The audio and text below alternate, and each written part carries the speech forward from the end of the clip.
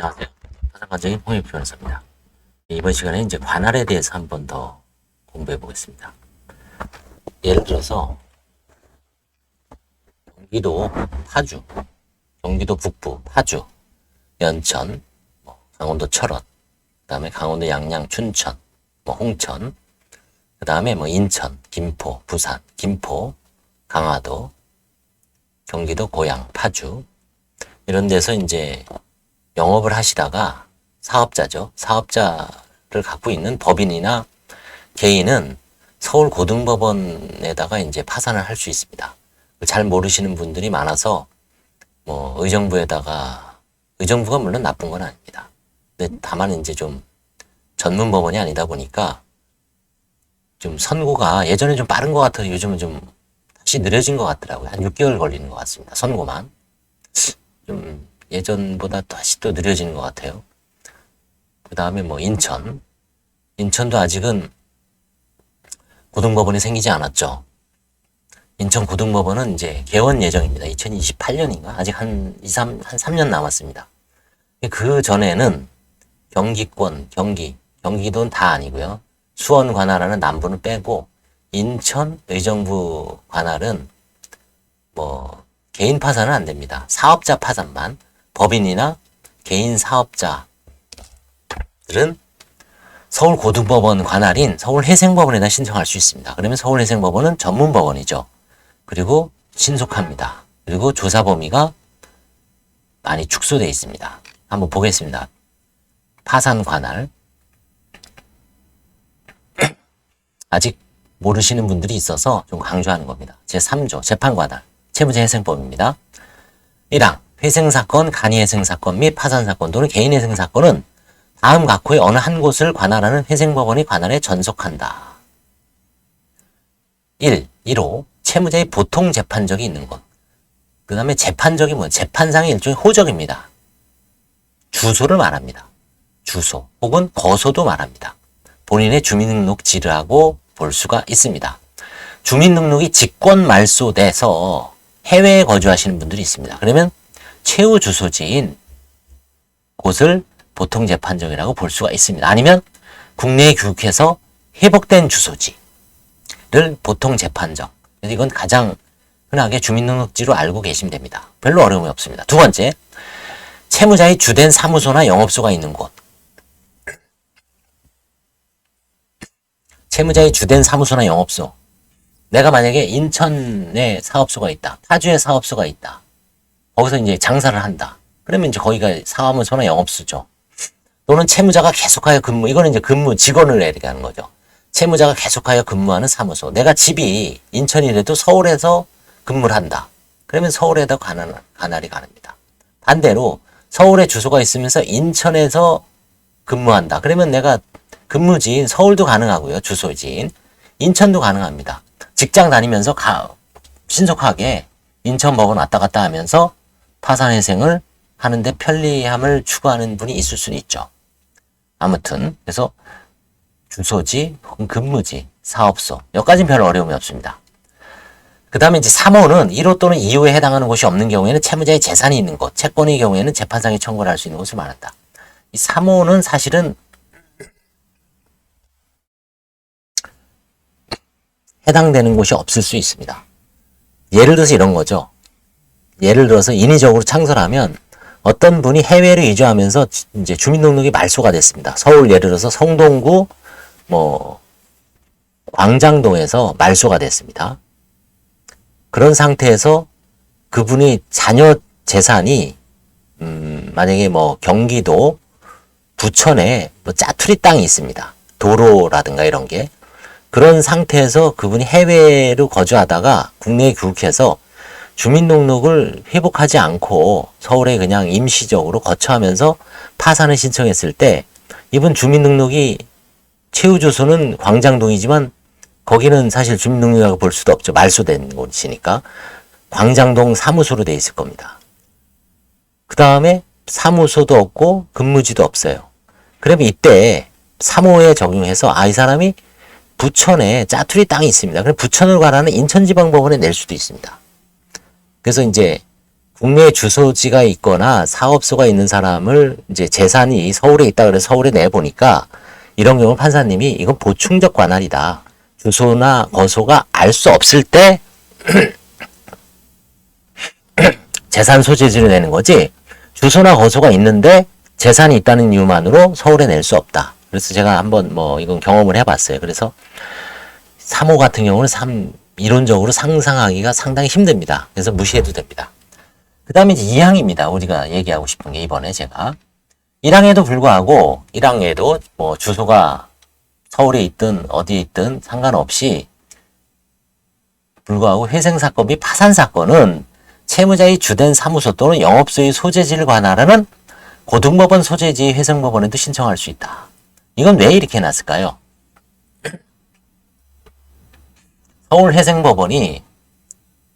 서울회생법원은 2017년에 생겼죠. 서울회생법원이 생기기 직전인 2016년 12월 27일 날 법을 개정한 것 같아요. 아니 그전에도 2014년 5월 20일 날 서울회생법원은 이제 서울고등법원을 관할하는 서울, 경기, 인천, 경기 북부, 인천, 강원도를 관할합니다. 밑에 보시면 관할 인구가 얼마냐면 1883만입니다. 전국 최대 고등법원이죠. 그렇죠? 1800만을 관할하는 그야말로 대한민국 뭐 한 3분의 1을 관할하는 곳입니다. 3분의 1 이상을 관할하는 36%를 관할합니다. 우리나라 인구를. 그러면 엄청난 지역이죠. 근데 여기서 회생법원은 서울회생법원 한 곳에만 설치되어 있습니다. 강원도는 없습니다. 강원도는 더군다나 춘천, 강릉으로 쪼개져 있습니다. 아무래도 이제 지역이 넓고 그 생활권에 따라 춘천에서 강릉까지는 태백산맥이 가로잡혀 있어서 요즘에 이제 도로 사정이 좋아졌다 그래도 좀 불편하죠. 그래서 동해안 분들은 강릉에다가 낼 수가 있게 만들었습니다. 그 다음에 영서권은 춘천에 낼 수가 있습니다. 그 다음에 이제 경기 북부권은 의정부지방법원이죠. 여기도 회생법원은 아직 요원합니다. 강원도도 요원하죠. 인천도 고등법원 생겼지만 회생법원 얘기는 안 나옵니다. 지금 내년도 2016년 3월을 개원을 목표로 하는 회생법원은 이미 생긴 서울, 수원, 부산을 빼고 대전, 대구, 광주입니다. 대대광입니다. 대전, 대구, 광주입니다. 이 세 곳은 법이 통과가 됐습니다. 그래서 내년 3월을 목표로 지금 준비 중인 걸로 알고 있습니다.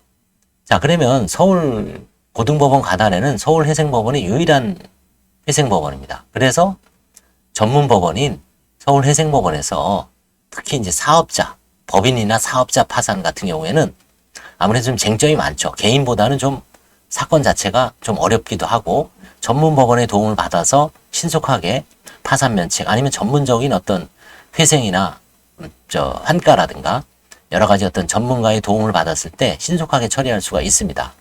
그래서 회생법원, 서울고등법원 관할로 확대한 겁니다. 고등법원. 그래서 이제 파주에서 사업을 하시다가 뭐 영업, 매운탕집이라든가 장사, 음식을 하다가 어려워졌어요. 그럼 원칙적으로는 난 주소가 파주에 있으니까 의정부로 갈 수도 있지만 영업하시던 분은 아니면 조그마한 법인을 운영하시던 분은 서울고등법원 관할인 서울회생법원에다 할 수가 있습니다. 이거를 모르시는 분들이 아직도 상당히 많습니다. 그래서 제가 계속 케이스 하나별로 자꾸 중원, 부원하지만 계속 반복을 하는 이유가 기회를 잡으란 얘기죠. 서울회생법원에서 좀 더 신속하고 빠르게 좀 완화된 제도 속에서 신속하게 파산 면책을 받으실 수가 있습니다. 파산 면책이라는 게 그 과정이 채무자분들은 상당히 고통스럽습니다. 과거에 잊고 싶지 않은, 그렇죠? 다시 잊고 싶은, 살리고 싶지 않은 기억을 떠올려야 되고요. 그 다음에 뭐 주변 사람들로부터 또 서류 협조를 받아야 되고요.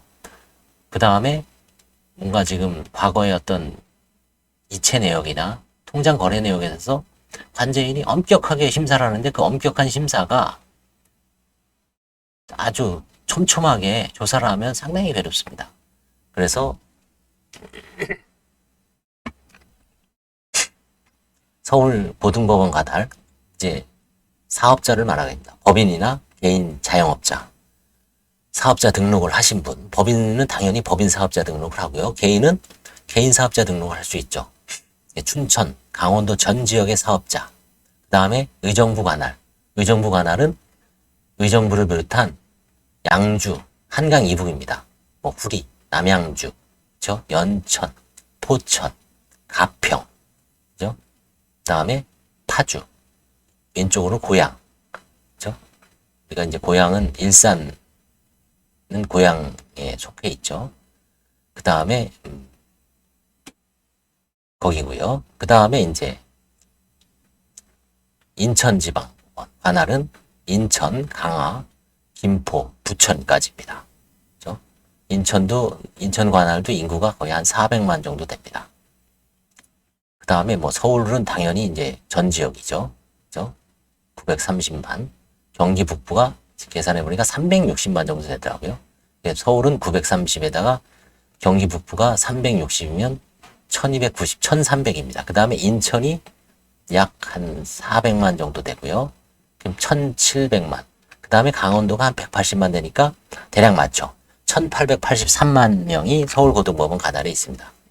여기 사업자가 엄청날 거죠. 여기 사업자가 얼마나 될까요? 수십만 개죠. 경기가 어렵다고 합니다. 그렇죠? 사업자분들, 어려우신 분들은 신속하게 여기서 개인회생은 안 됩니다. 개인회생. 본문에 보시면 개인회생은 빠져 있죠. 회생 및 파산만 됩니다. 파산만 법인 사업자나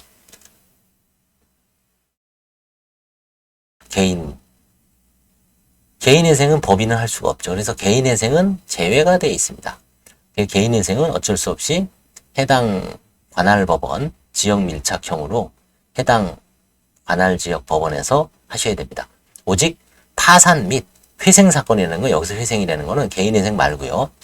3분의 2, 채권자의 3분의 2 동의를 말하는 그런 사건을 말합니다. 회생사건, 파산사건에 대해서는 사업자 파산은 서울, 그렇죠? 고등법원 관할, 서울 경기 북부, 인천, 강원도 전 지역, 그렇죠? 그 다음에 서울 전 지역. 결국은 이제 빠지는 데가 경기도입니다. 경기도, 수원, 그죠? 수원 관할인 경기 남부 지역을 말합니다. 거긴 관할 인구가 한 800만 조금 넘습니다. 830만, 800만 정도 돼서 경기 지방법원 중에서는 인구가 최대 많죠. 수원지방법원 단일, 뭐 안양이나 성남 다 지원급이죠. 사실은 독립해도 인구가 거의 100만 가까이 육박하기 때문에 90만에서 80만, 뭐 안양은 한 60만 정도 되죠. 그래서